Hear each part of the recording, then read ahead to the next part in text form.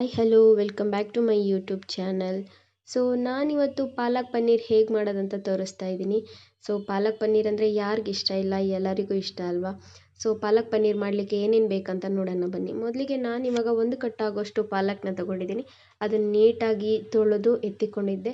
ನಂತರ ಒಂದು ಬೌಲಲ್ಲಿ ನೀರಿಟ್ಟು ಅದಕ್ಕೆ ನೀರು ಕುದ್ದ ನಂತರ ಅದಕ್ಕೆ ಪಾಲಕ್ಕು ಮತ್ತು ಸ್ವಲ್ಪ ಕೊತ್ತಂಬರಿ ಸೊಪ್ಪನ್ನ ಹಾಕಬೇಕು. ಪಾಲಕ್ಕು ತನ್ನ ಬಣ್ಣ ಬಿಡಬಾರ್ದು ಅಂದರೆ ನಾವು ಅದಕ್ಕೆ ಅರ್ಧ ಟೇಬಲ್ ಸ್ಪೂನ್ ಆಗೋಷ್ಟು ಸಕ್ಕರೆನ ಹಾಕಿ ಒಂದು 2ರಿಂದ 3 ನಿಮಿಷ ಬೇಯಿಸ್ಕೊಂಡ್ರೆ ಸಾಕು. ಇವಾಗ ಇದು ಬೆಂದಿದೆ. ನಂತರ ನಾವು ಇದನ್ನು ಇವಾಗ ಸ್ವಲ್ಪ ಕೋಲ್ಡ್ ನೀರಿಗೆ ಹಾಕಿಡಬೇಕು. ಸ್ವಲ್ಪ ಐಸ್ ಕ್ಯೂಬ್ ಎಲ್ಲ ಹಾಕಿ ನೀರು ಸ್ವಲ್ಪ ಕೋಲ್ಡ್ ಇಟ್ಟರೆ ಅದ್ರ ಬಣ್ಣನ ಬಿಡೋದಿಲ್ಲ.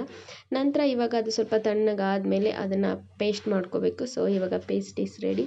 ನಂತರ ಒಂದು ಪಾತ್ರೆ ಇಟ್ಟು ಅದಕ್ಕೆ 2 ಟೇಬಲ್ ಸ್ಪೂನ್ ಎಣ್ಣೆ ಹಾಕಿ ಒಂದು ಅರ್ಧ ಟೇಬಲ್ ಸ್ಪೂನಷ್ಟು ಜೀರಿಗೆ ಹಾಕಿ ಮತ್ತು 3 ಚಕ್ಕೆ 3 ಲವಂಗ ಮತ್ತು 1 ಸ್ಟಾರ್ನ ಹಾಕಿ ಅದನ್ನ ಒಂದು 2 ನಿಮಿಷ ಫ್ರೈ ಮಾಡಬೇಕು.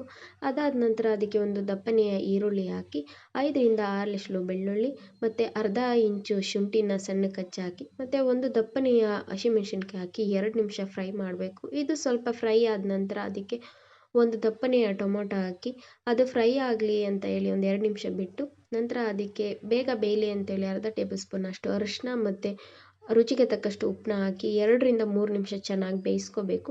ಲಾಸ್ಟಲ್ಲಿ ಒಂದು 6ರಿಂದ 7 ಗೋಡಂಬಿನ ಹಾಕಿ ಅದು ತಣ್ಣಗಾಗಲಿಕ್ಕೆ ಬಿಡಬೇಕು. ಇವಾಗ ತಣ್ಣಗಾಗಿದೆ ಇದು. ಇದನ್ನು ನಾವು ನೈಸ್ ಪೇಸ್ಟ್ ಮಾಡ್ಕೊಳ್ಳೋಣ ಇವಾಗ. ಪೇಸ್ಟ್ ರೆಡಿ ಆಗಿದೆ. ಇದು ಸ್ವಲ್ಪ ನೈಸ್ ಇದ್ರೇ ಗ್ರೇವಿ ಚೆನ್ನಾಗಿ ಬರುತ್ತೆ.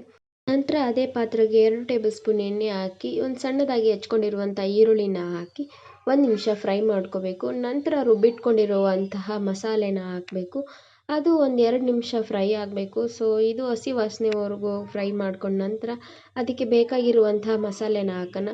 ಸ್ವಲ್ಪ ಪೆಪ್ಪರ್ ಪೌಡರ್, ಗರಂ ಮಸಾಲ, ಧನಿಯಾ ಪುಡಿ ಮತ್ತು ಅಚ್ಚ ಖಾರದ ಪುಡಿನ ಹಾಕಿ ನೀಟಾಗಿ ಎಣ್ಣೆ ಬಿಟ್ಕೊಳ್ಳೋವರೆಗೂ ಫ್ರೈ ಮಾಡ್ಕೋಬೇಕು.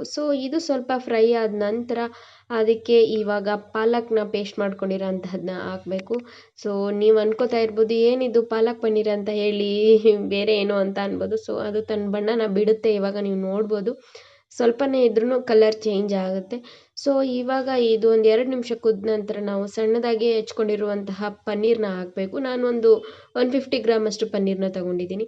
ಮತ್ತು ಅದನ್ನು ನೀಟಾಗಿ ಮಿಕ್ಸ್ ಮಾಡಿ ಅದಕ್ಕೆ ಸಣ್ಣದಾಗಿ ಹೆಚ್ಕೊಂಡಿರುವಂತಹ ಕೊತ್ತಂಬರಿ ಸೊಪ್ಪನ್ನ ಹಾಕಬೇಕು. ನೀವು ಪನ್ನೀರ್ನ ನಿಧಾನಕ್ಕೆ ಮಿಕ್ಸ್ ಮಾಡಿ, ಬಿಕಾಸ್ ಪನ್ನೀರು ಸ್ವಲ್ಪ ಒಡೆದೋಗೋ ಚಾನ್ಸಸ್ ಇರುತ್ತೆ ಅದಕ್ಕೆ. ನಂತರ ಅದಕ್ಕೆ ನಾವಿವಾಗ 2ರಿಂದ 3 ಸ್ಪೂನ್ ಆಗೋಷ್ಟು ಫ್ರೆಶ್ ಕ್ರೀಮ್ನ ಹಾಕಿ ಮತ್ತೆ ಮಿಕ್ಸ್ ಮಾಡಬೇಕು. ಇದೆಲ್ಲ ಆದಮೇಲೆ ಲಾಸ್ಟಲ್ಲಿ ನಾವು ಇದಕ್ಕೆ ಇವಾಗ ಕೈಯಲ್ಲಿ ಉಜ್ಜಿ ಅರ್ಧ ಟೇಬಲ್ ಸ್ಪೂನ್ ಆಗೋಷ್ಟು ಕಸೂರಿ ಮೇಥಿನ ಹಾಕಬೇಕು. ಇದು ಹಾಕಿದ್ರೇ ಫ್ಲೇವರ್ ಚೆನ್ನಾಗಿರೋದು. ನೀವು ನೋಡ್ತಾ ಇರ್ಬೋದು ಪಾಲಕ್ ಪನ್ನೀರ್ ತನ್ನ ಬಣ್ಣನ ಹಿಂಗೆ ಚೇಂಜ್ ಮಾಡಿದೆ ಅಂತ. ಆವಾಗಲೇ ಬೇರೆ ಕಲರ್ ಇತ್ತು. ಇವಾಗ ರೆಡಿ ಆಗಿದೆ ಪಾಲಕ್ ಪನ್ನೀರ್. ಸರ್ವ್ ಮಾಡ್ತಾ ಇದ್ದೀನಿ. ಚಪಾತಿ ಜೊತೆಗೆ ಪಾಲಕ್ ಪನ್ನೀರ್ ತುಂಬ ಚೆನ್ನಾಗಿರುತ್ತೆ. ದೋಸೆ, ಅನ್ನಕ್ಕೂ ಸಹ ತಿನ್ಬೋದು. ಯಾರಿಗೆಲ್ಲ ಪಾಲಕ್ ಪನ್ನೀರ್ ಇಷ್ಟ ಅವರು ನನಗೆ ಕಮೆಂಟ್ ಮಾಡಿ.